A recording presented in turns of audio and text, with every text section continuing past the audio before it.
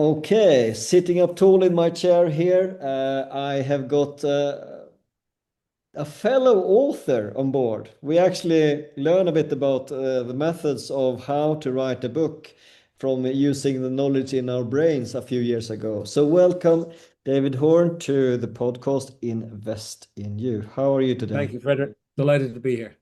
Yeah, I mean, it's key person of influence. It's a small little acronym, KPI, which often is linked to mind world to keep performance indicators. Correct. What did KPI do to your life here?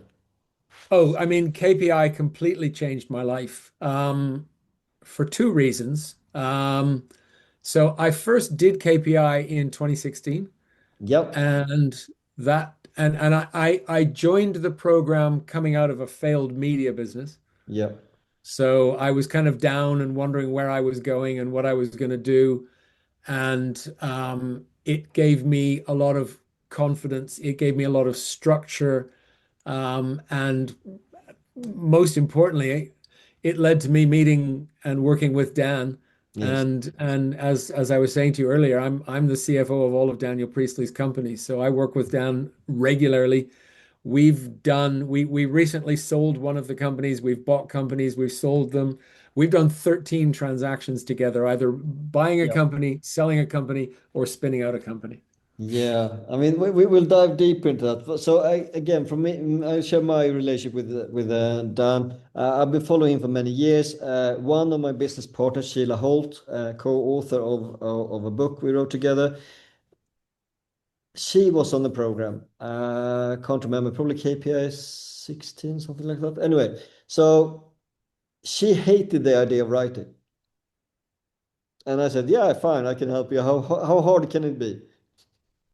So we co-authored a book, and that was great learning, Yeah, very painful, great yeah, learning, very painful. So we basically wrote the book like 2.5 times before we actually published it. So we wrote it, rewrote it, and then almost rewrote it again before we were satisfied. But that meant that when it actually was published, it was we thought about a lot. But now, many years on, uh, the methods are 100% applicable, but yeah. I am in a very different place. So I was very much in real estate, and now I'm in acquisitions. So Okay. yeah, very big pivot. Yeah, So you have written a book. Show us the I book. have. What is it about? My book is called Add Then Multiply: How Small Yep, Businesses Can Think Like Big Businesses and Achieve Exponential Growth. It was published in 2019. yep, It won the Business Self-Development category at the Business Book Awards in 2020. yep. And the big gala dinner that was going to happen with the awards was the first night of lockdown. So I sat at home in my tuxedo, and Yep, when I won, I opened a bottle of champagne and drank it. indeed. Great work. But Yeah, it was a game changer yes. because um, it led to having instant credibility with people. Yep, It led to my ability to reach out. I actually sent a copy of my book to one of my heroes, Warren Buffett, yes, and asked to have an interview with him. And I got a lovely email back from his secretary saying, Mr. Buffett thanks you for the book and wishes you all the best, but he doesn't give interviews. yes. But, if I'd just been some random guy emailing to Warren Buffett, I probably wouldn't have even had a response. Yeah, And very good and point. it's opened doors. It's helped me close business. I've given away way more copies than I've sold, but that's fine. It's a marketing tool. Yeah, it's one of the strongest business cards you can have. And I mean, Yeah. ultimately, I mentioned I'm publishing a few books this year. Why?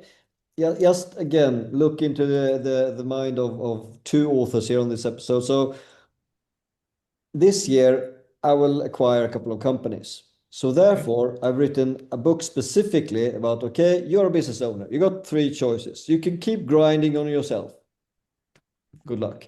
You can keep working hard with some kind of advisor, or you might do work in partnership with someone else. So those are your three options. With the whole idea of making your business sellable, not like in Yep. the future, but be sellable today, which means you Yep. got the optionality to sell today or in 10 years, Yep. but get seller or seller ready basically. Yep. And then, of course, again, think about the authority point of view, like building a series of books around the theme of trusted advice. Like, how can you reestablish your own trust? And then building with a series all the way up to like trusted legacy. How can you build your family legacy? So those are just ideas that you can feel free to steal out there. So what is kind of the key theme in your book that you like to share as actionable advice for entrepreneurs, investors, people out there? So my book is written in two parts with a big case study in the middle. Yep. The opening part is all about speaking to founders about what they need to change in their own heads and what they need to make sure is in place in their business before they embark upon a scale-up strategy Yes. based around M&A. Yes. So it's all about, what's going on inside your head and how do you need to potentially change your thinking? And then what are some of the key foundational things that you need to put into your business? Yeah. And then in the middle of the book, there's a case study of the first listed company that I worked for. And I'm a co-founder of that business. And we grew that business over a 3-year period from 1 million to 27 million in revenue. Not So bad. we tripled it Yes. 3 years running. Yeah. And so it sets out all the deals. We raised 60 million pounds in debt and equity. We Yep. bought 7 private companies. We took over another listed company and scaled the business. So and it tells the story. And it's like literally, Yep. this was the company, this was the deal. And because it was a public company, if you know where to look, everything's in the public domain. So I was able to give a lot of information. Yeah, exactly. And then the final part of the book sets out my methodology: face, fund, acquire, consolidate, exit. It Yeah. just takes you through step by step. How do you go through fundraising? What are the kinds of funding that are available, etc.? Pros and cons of debt versus equity funding. Yep. Then acquisitions. What are the steps that you have to go through if you're going to be acquiring a business? How does it work? How do you approach someone in the first place? What's due diligence and all of that? Yes. Then the Perfect. chunkiest chapter is the C, which is consolidate, which is putting the businesses together. And anyone who's done M&A will know that it's the combination of the businesses that either creates or destroys value, because you've got two companies coming together. And if historically, one of the challenges, sometimes people will say, oh, well, I'll just buy a competitor. Well, if you've been competitors with this company for 20 years, you hate them and they hate you. And all of a sudden, you're going to put them together and, hey, we're one big happy family. That doesn't work. Yeah, And then exactly. finally, E is for exit. Yeah, And no, that's that's really good. ultimately when you've decided, okay, I've taken this as far as I want to, time to sell, and then go on to whatever the next chapter of your life is, whether that's to go back to the beginning and do it again, or become an angel investor, or whatever you decide to do. Yeah, yeah. So you mentioned you are Daniel Priestley's CFO. That means that you must have a lot of insight into some of his businesses, obviously. I will ask an open question about one thing. So you said in your book you have like a case study Yep. of one deal that you've been part of.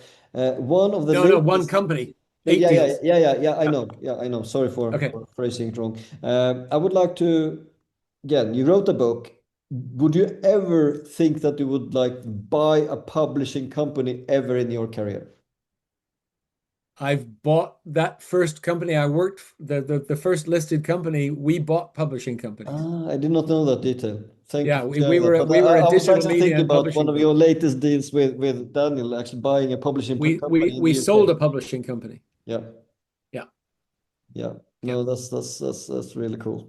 So tell us about that journey in terms of the latest publishing company that I saw on social media recently about buying one. No, so we so we You so sold it. we so we bought a publishing company called Yes. Rethink Press Yeah.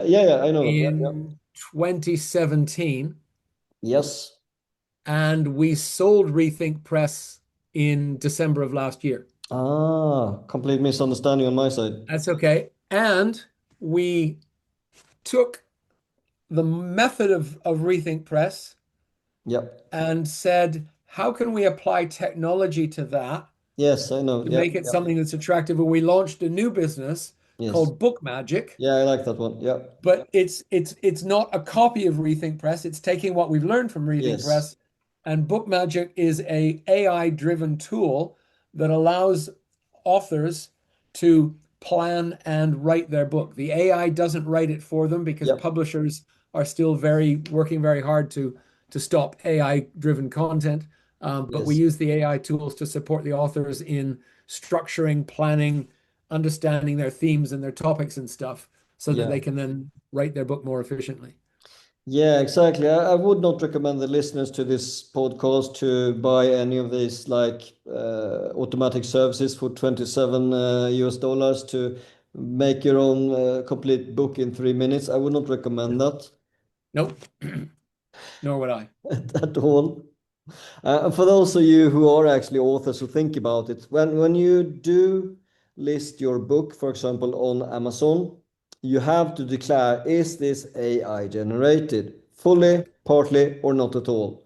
And if Correct. it's, I'm not even sure if you're allowed to publish if it's 100% AI generated. I guess Amazon won't accept it. no, I didn't think so either, because again, the matter of intellectual property is really hard to know where you got the ideas from when it's not from you at all. Correct. We always influence throughout our whole life as we accumulate knowledge, Yep. and I did a lot of digging another time around like where did I source that idea from, and I was working in a consulting company many years ago, and it felt like every single like core IP product was like something I already knew because I had multiple business degrees and I like personal development, which meant I pretty much written, no, sorry, not written, apologize, read where all the original IP came from. Yeah. And that's a bit embarrassing. Yeah. Uh, Well, that, but that's a fact. I mean, I've got all yes, these books on my shelves here. exactly. And some was stuck here. Yes. Some of it will stick, not all of it, but some of it will stick. Absolutely. Yeah, love it. Perfect. All right. So, uh, walk us through the phase a little more deeper in simple language. So, from fund, acquire, consolidate, exit. So, dive a little bit Okay, so deeper. my whole philosophy comes from Warren Buffett, Yep. who said or says, because he's still around, who says it is far better to buy a wonderful company at a fair price Yep. than a fair company at a wonderful price. Yes. And there are lots of people out there on the market today who run courses and tell people how to buy companies with no money down and don't use lawyers and don't do anything and don't spend anything and happy days and you can grow a phenomenal business. And some people can, and some people get lucky, and some people don't get lucky. But my approach is much more based in kind of let's focus on finding those wonderful companies. Because Yep. the reality is, if you're buying a company for no money down and deferred payments and all of that, the reality is either it's a crap company or the owner is just desperate to get out of it and doesn't care anymore. Yep. And it's one of those two. And I'm a baby boomer. I'm just at the tail end of the baby boomers, but I am. Yep. And a lot of the people who are in those situations now where they've just had enough and they just want to get out are often baby boomers a little older than me and they're getting fleeced. And so my whole approach now is how can I make sure that they don't get fleeced? How can I make sure that, if they want to exit, then great. How do we do that? But equally, how do they make their companies more attractive? How do they Yes. make their companies worth something? Because so many people, they spend their life and all of their emotional energy building up a business, building up a business, building up a business, and then one day they decide, I've had enough, but they haven't really prepared the business for sale, and so it's not worth very much. Yes. But if you want to strategically go out and sell your business, then work with me. We'll develop the plan. It'll take you 2 or 3 years to do it properly, but I'm not in your business full time for the 2 or 3 years. It's an Yep. advisory thing. And I Yes. will work with you to make sure that all the steps are in place to maximize the value of your business so that you can leave. Yes. Equally, part of that strategy might be, well, let's double or triple the size of the company. Exactly. So let's go out and do some strategic acquisitions and get them integrated and then look to have an exit transaction. Yeah. Yeah. All super valid points for sure. Again, linked to your current work with Daniel and sharing some insights as a CFO and all of that knowledge. Many people don't think about the structure. So they think about, oh, I'm going to buy this company, but they don't think it through. So we just had a very good M&A lawyer on one of the latest episodes.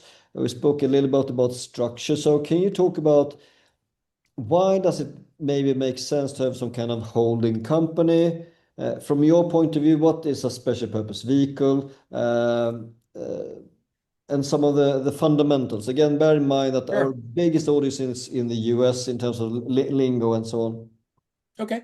So let's start with a very simple example of a single company. Yes. You can either buy the assets or you buy the company. From the buyer's perspective, you're better off to buy the assets because if there are any liabilities, Yes. whether they are known liabilities or unknown liabilities, don't come with it. Yeah. And it's a very clean structure. From the seller's perspective, you're better off selling the whole company because everything goes lock, stock, and barrel. And if there are any liabilities, known or unknown, they go with the company. Obviously, that impacts on what the purchase price is. Yes. It also impacts on the tax because if you're buying a company, then literally you're buying the shares from whoever owns the company, and they will be taxed with capital gains tax. Yes. If you're buying the assets, you're buying the assets out of the company, so the company will have a profit. It will have to pay tax on it. And then when it distributes that profit to its shareholders, depending on how it's structured and who they are and where they will have to pay tax on that distribution. So it's quite complex, even in the case of a single entity. Once you move into multiple entities, the whole idea of having a group. So let's say there's three trading companies. Let's say there's a company that sells cars, and there's another company that runs a body shop, and there's another company that does car valeting. You got three individual companies, but as a package, they're worth more. And so you put a holding company above them. So Yep. if you're the founder of all three, you would exchange your shares in the individual companies for shares in the holding company. And then when you sell the holding company, everything goes across to the other buyer, to the new buyer, to the new owner. Yep. So that's where a holding company structure comes in. A special purpose vehicle is just it's another legal entity that has been Yep. set up specifically to execute a transaction. Sometimes it's a company that exists only for a period of time and then it gets liquidated.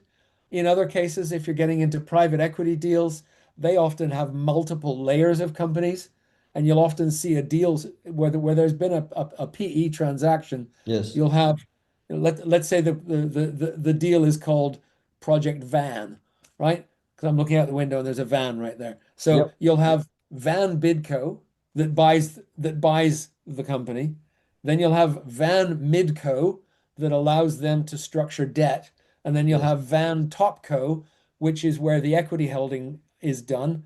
Yep. And it also, depending on which jurisdiction you're in, having multiple layers of companies makes it a little harder for people to go in and find out who's actually behind this. Because sometimes that kind of information is hard to find. In the Yes. UK, it's in the public domain. Yep. And in some other countries it is as well, but in many countries it's not. And so they use that as a tiered structure, Yes. A, to allow those different things, but B, to help keep privacy. Yeah, exactly. Yeah. No, good valid points, all of them. So Some of the learnings over the last few years in terms of helping so many different companies. What are some of the most common mistakes that founders can relatively easily fix from like a finance point of view? From a finance point of view, so many times I see this in founder-led businesses. The way I look at a business, every business is unique, Yep. but every business at its heart is kind of the same. They've all got to go out and find and win customers. That's called sales and marketing. They've all got to deliver whatever it is that they deliver. That's called operations. Yep. And they've all got to manage the flow of money and governance, and that's called finance. And in those businesses, in many, many cases, the founder will play a key role, but as they grow, they'll bring people in. And oftentimes I see they'll have a really strong person running sales and marketing. They'll have a really strong person running operations, and they go cheap on the finance side and outsource it to their local accounting Yep. firm that does bookkeeping services and makes sure that they're compliant, but doesn't give them any strategic advice from a finance angle. Yeah. And so, I like to think about it like a three-legged stool. And if all three legs of the stool are strong and you're sitting on the top, you're on a really solid foundation. But if one of your legs is weak, it's going to fall over. Yeah.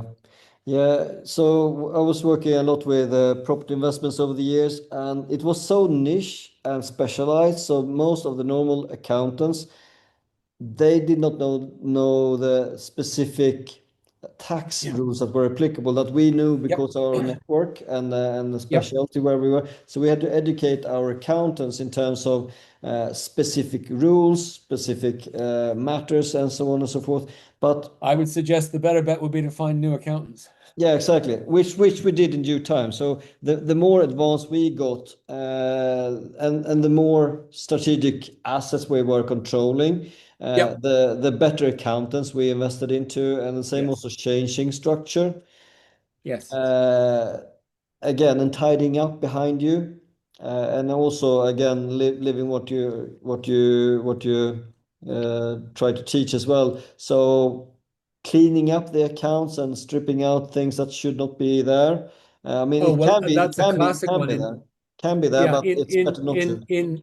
in entrepreneur-led businesses where, depending on what jurisdiction you're Yes, in, the tax authorities might be lax, they might be strict, but the yes, number of entrepreneurial companies where, three cars that are used at home go through the books and the boat goes through the books yep, and all those other things.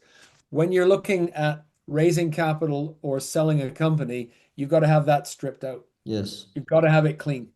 Yeah, no, as we were thinking about like increasing the valuation of the business, one thing we did was to, again, all our write-offs were completely legit and legal, but we decided, despite that, to take it out and put it like private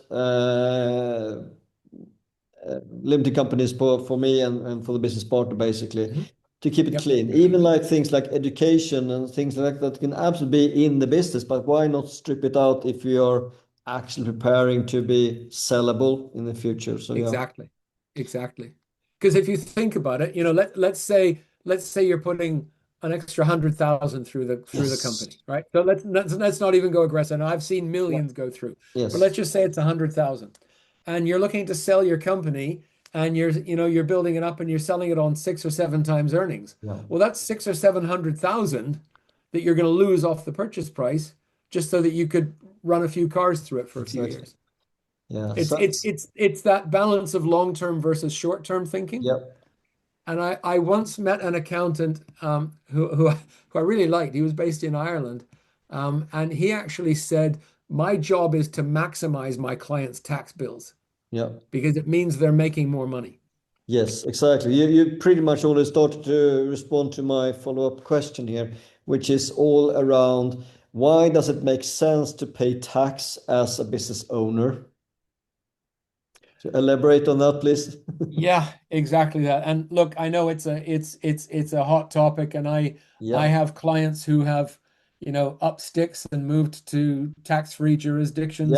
I have current and former clients in a number of tax-free jurisdictions, Yes. including Dubai, where, maybe with what's going on in the world Yeah. right now, they may or may not stay. Um, I mean, it's a complicated one because, but let's leave the tax-free jurisdiction out of it. Why Yeah, does it yeah, make sense as a business to pay tax? Well, because it means you're building a successful business. It means exactly. you're making change. You're providing a good or a service that your customers want and are willing to pay for, and you're providing employment to people. It's almost it's like it's a self-fulfilling prophecy.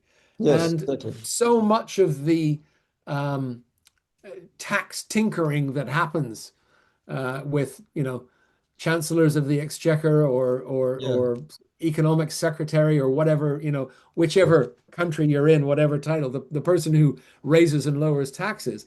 So much of the tinkering is done that tinkers with smaller companies. And yeah, yet it's the smaller companies that are providing the engine room for growth. It's the smaller companies that are providing the new jobs. The big corporates, they're established and they're going to be steady. But even yes, then you get into, difficult situations, especially cross-border. There are technology companies here in the UK that make millions in profit and pay nothing in tax. yes, yeah, completely. And yet, an entrepreneur does something and maybe does well, and all of a sudden, oh, well, they're a greedy fat cat. But they don't look at Yes, these great big corporates and what they're doing. So yeah, I look, tax is an arbitrary thing designed by politicians to bring in money. I mean, income tax, when it originally came in, income tax was considered to be a temporary tax to pay for wars. yeah, yeah. So I'm gonna dive into another thing that many of us business owners do, and we actually trick ourselves. If you think about selling your company and you are underpaying yourself as the managing director or CEO, that might look good on the books, but it will be discounted by the buyer because, well, to replace you, Mr. Boss, we Yeah, need to have this salary, which means ultimately, 100%. yeah, 100%. so I exactly. So, I yes, 100%. Yes. Elaborate on that I one. I I have a client that's a PR agency. It started out, they've been a client of mine since 2013, so for a Yes. long time.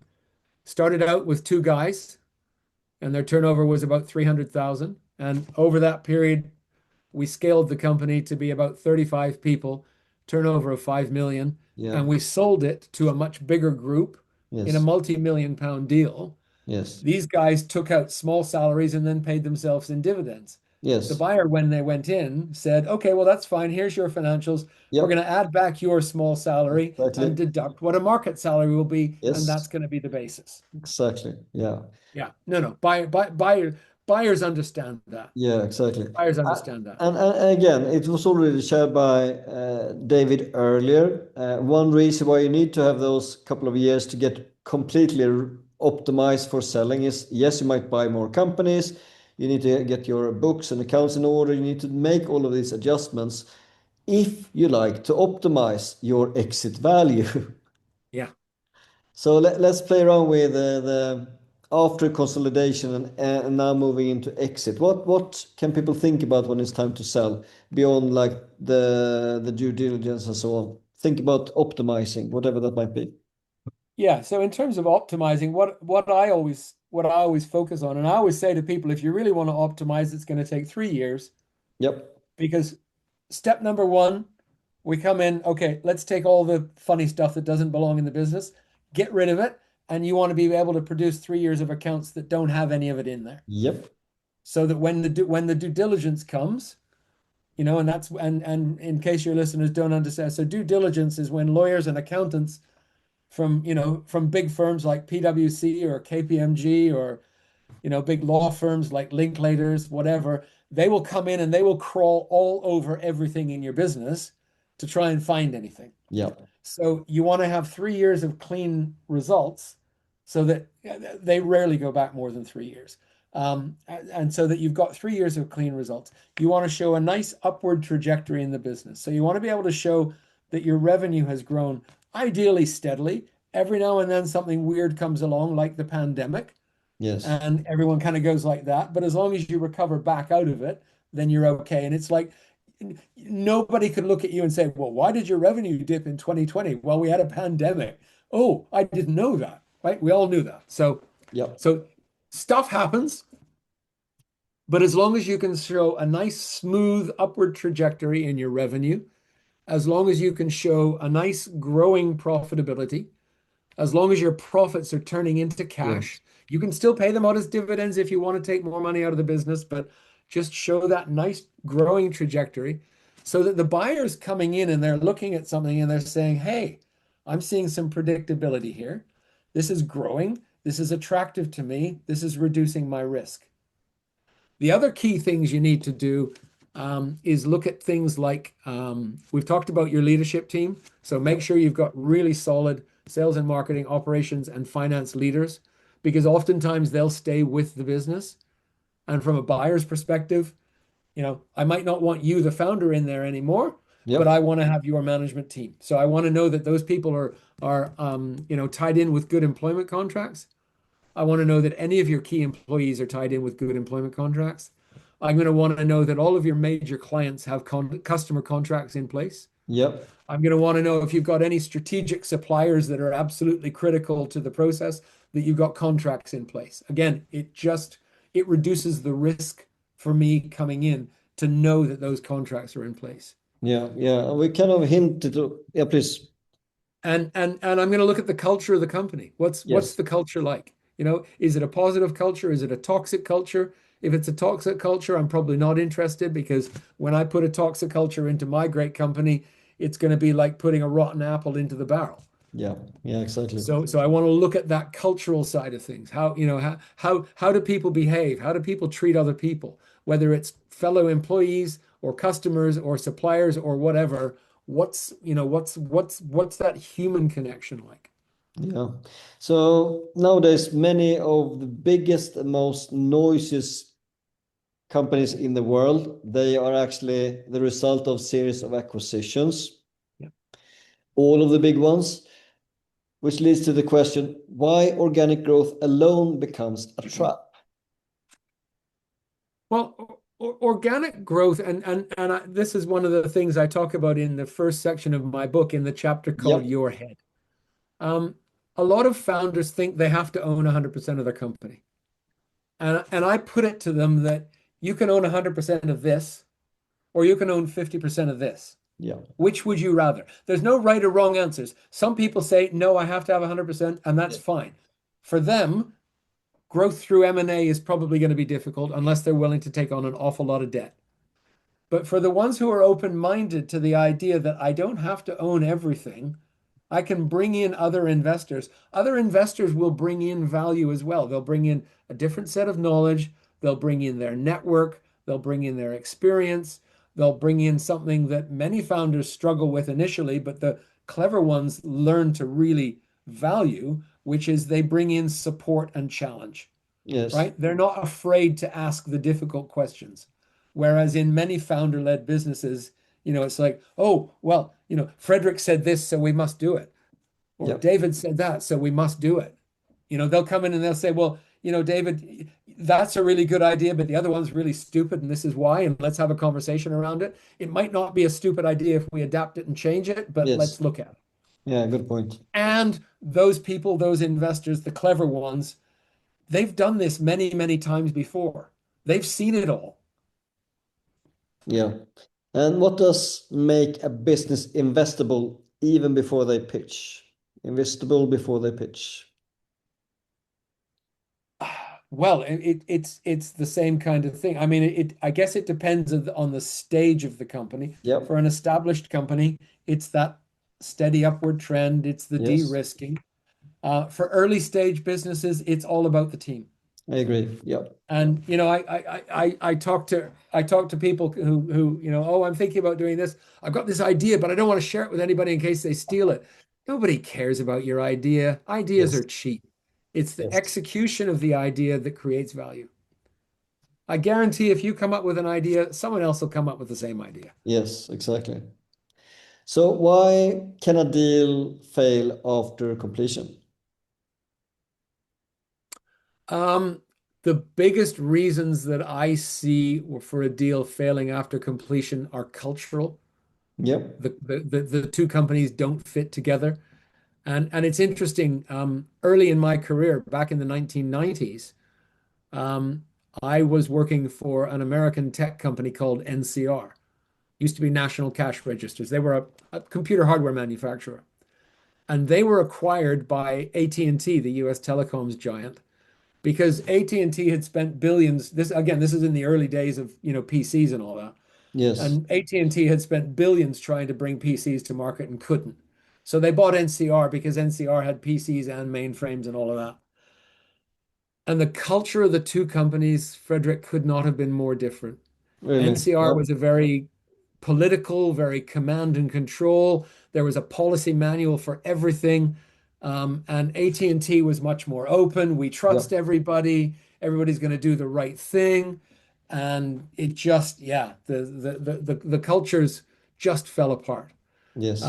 The other thing so that's a mega deal. Yes. That was a deal valued in the billions. And until the dot-com boom came along, for your older listeners, they may remember it. It was widely considered in the 90s as the worst M&A transaction ever Interesting. because so much value got destroyed. I can't remember what the numbers were, but yeah, I mean, AT&T probably lost like tens of billions of dollars Yes. on that transaction. So Yeah. it was, yeah, it was bad.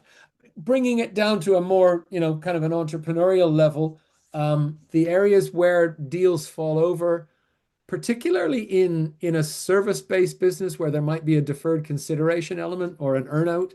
Yes. So for instance, my guys in the PR industry, so they will have we did the deal and the purchase price was X and they got half of X up front and the Yep. other half of X they're able to earn subject to achieving certain targets, where depending on how you do against those targets, your other half of X might be zero and it might be 2X. Indeed. And where things happen and it becomes zero or whatever, that could lead to a deal falling over. Another one that a lot of entrepreneurs really struggle with is all of a sudden having a boss, Yes. and that can be really challenging. Even if they like the boss, they're just not used to the fact, they're used to being able to call the shots and make the decisions, and now they've got to do this. And what do you mean I can only take, well, for your American listeners, Yes. what do you mean I can only take 2 weeks holiday? For your European ones, what do you mean I can only take 4 weeks holiday? I used to take 8 weeks holiday when I ran the Exactly. company. Yeah, no, good point. So especially for those of you who are engaged in, like, for example, private equity and so on, the how you're measured will be very different and much more stringent in terms of reporting and so on. And you will have more people showing up in your board and maybe Yes. also in other parts of your company with much more say than you Yeah. might So want sometimes. the way private equity works, most, not all, but most private equity Yes. firms want to have a controlling stake. Yes. So they'll come in, and it might be that an angel round, and then you've raised some venture capital, and the PE firm will come in and they'll say, well, we'll put more money into the business, but we're also going to buy out those people so Exactly. that we have, let's say, 60% of the company. Yes. So they have control. They can control the board. They can control the decisions. They can fire you as the founder. They will almost invariably bring in someone to chair the board, and Yep. they'll have a pool. They'll have a pool of chairs who they've worked with before, who understand these things. So they will almost invariably bring in a chair. Many, many times they will bring in a CFO from a pool of CFOs that they have who understand their operating rhythm. Because one of the things that a lot of people don't understand is that private equity firms are incredibly data hungry. Yeah. And when I was working for listed companies, I remember people saying, "Oh, it's so much better in private equity. You don't have all that public company reporting." Public company reporting is not bad, and it's not that hard. It's just that whenever there's anything that has to be reported, it has to go out into the public domain. So if there's bad news, you have to report it, and your share price gets beaten up. But equally, if there's good news and you have to report it, your share price recovers. In Yeah. private equity world, they are way more demanding in terms of the depth of reporting, in terms of the frequency of reporting. So a lot of people don't really understand that, but PE firms are very, very data hungry. Yeah, exactly. And really, the reason for that is they like to make a number of changes again to optimize Yeah, the multiplier, which means you need to yep, tidy up, and yep, then most likely a number of additional acquisitions that need to be integrated, systems that need to be uniform, and correct. ultimately it's a timetable to all of this and expectations. It absolutely is, and they will have no hesitation to make ruthless decisions if it's going to improve the value of the company. Yeah, Private equity investors are in there for one reason and one reason alone, which is to maximize the value of the company so that they can go back to their investors and say, look what we've done for you. exactly. Yeah. I think that's summarized. I will park in that one there. That's just really good. So the podcast name is Invest in You. What does investing in yourself mean? I mean, I've I've always taken the view that lifelong learning is critical. Okay. Going back to NCR, so I worked for NCR in Switzerland, and we had a big education division that was to help customers learn how to use not only the hardware but the software solutions we sold and all of that. And I remember the first time I went in and had a conversation with the director of the education division, and he had a poster on the wall behind him, and it said, "If you think education is expensive, try ignorance." Yeah, yeah. Especially when it comes to So your staff as well. yeah, absolutely, absolutely. And so, as a business owner today, I invest a lot in myself. I'm Yes. going through a mastermind program this year that I've signed up to. That's a substantial investment. I've had coaches on and off over the years. Because of my finance training and qualifications, I have to keep up to date Yes. with CPD. I have to report CPD to my institute and say, I've done this and here's what it was and here's what I learned and Yes. all of that. So yeah, I've always been a big one to invest. Yeah. Within my team, I've got three qualified accountants in my team. I've got one person who started out 9 years, 8 years ago as my PA, and then we won some work and I needed a bit of bookkeeping and I knew she'd done some bookkeeping at university. So Yep. I got her involved in that and I then put her through her bookkeeping qualification and she's now going through to get her accounting qualification. Yeah. Great. Great to see.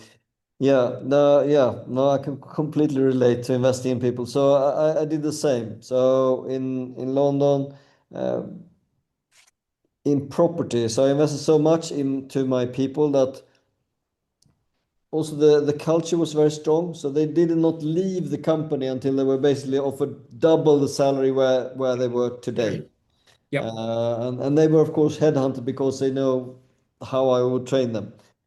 Yeah. So Yeah, exactly. yeah, Exactly. So self-fulfilling no, I mean prophecy. in my team, I've got one person who, as I say, she's been with me for 8 years. Yeah. I've got another person who worked for one of my clients, and then when my client changed what they were doing and let her go, I grabbed her. So she's only worked for me for 3 years, but we've worked together for 8 years.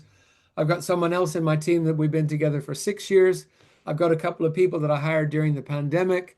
So yeah, I mean, my newest member of staff is a senior person, and I've Yes. been looking for a senior person, and we met just before Christmas, Yeah. and she came Perfect. on board. She came on board this year, but Yeah. yeah, no, I've got people who've been with me for a long time. Yeah, no, same, same. We've seen some funny, interesting, crazy numbers in the AI space recently where like we want this person. So basically, instead of buying the company, they buy the person, or they buy the company to get the person. To get the person. Yeah. And that's Yep. something to think about as well. So if you're in the business, and I'm going to do this myself, I've been helping many of my clients to do the same. So instead of recruiting a CEO, like get a great CEO and a great company as a bundle, and then you can use that one to build onwards. So you must have Yep. seen this over the last number of years. So any Very examples? much. Sometimes a client will say to me, "How can I maximize the value of my company?" And if I'm feeling cynical, I'll say, "Just add AI into your name." Yeah, yeah, exactly. But no, I mean, and you look at some of the job titles that are out there. I mean, 10 years ago, nobody would have known what a prompt engineer is. And Yes. now prompt engineers coming out of university are on big six-figure salaries. Yeah. My son-in-law is a data scientist. Yes. 20 years ago, there might have been a few data scientists, and they were kind of guys that, you kept in the Yeah. dark and they worked away and all of that. And now my son-in-law is out there, he works for a marketing agency, and he's out there involved in pitches to big clients like Nestle and things like that, because he's got to demonstrate to them that he understands the data behind what they're doing. Yeah, exactly. I mean, we've seen a couple of phases here. So the rock stars used to be the entrepreneurs, but right now the rock stars are the AI people at the Yeah, forefront. yeah. I agree. And, are we in an AI bubble? Yes. Yeah, Is the whole thing going to crash? No, absolutely not. agreed.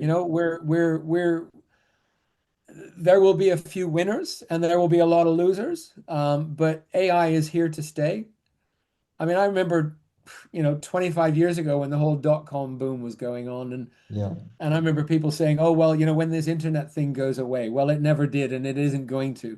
And AI is exactly the same. I mean, if you look at what Daniel yeah, talks about, yes, Daniel views AI as being the latest um, uh, generalist technology like electricity. yes, indeed. It has so many uses, and we are only just scratching the surface of it.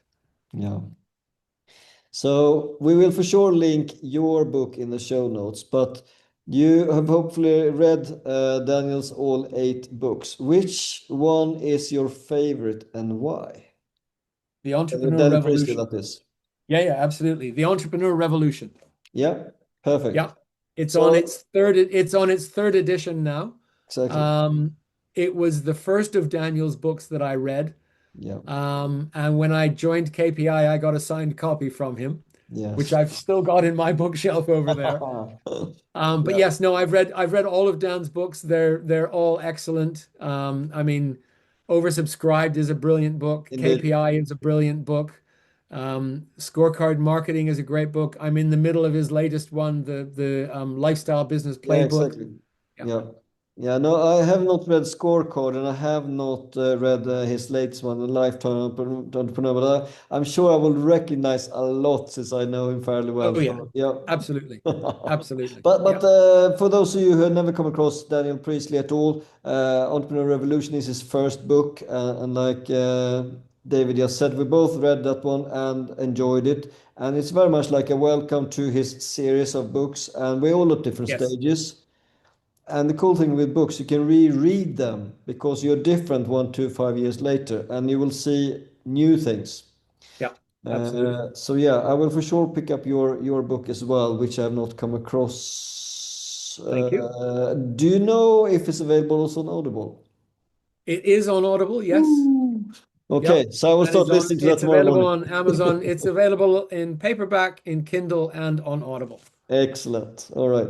All right. Add, So then multiply. yeah. So where can people find out more about you? Follow you on the best social channel, etc. Follow me on LinkedIn. It's David B. Horne, B for Bravo. Yep. So that's my middle initial. And the reason I do that, again, is something I learned from Daniel.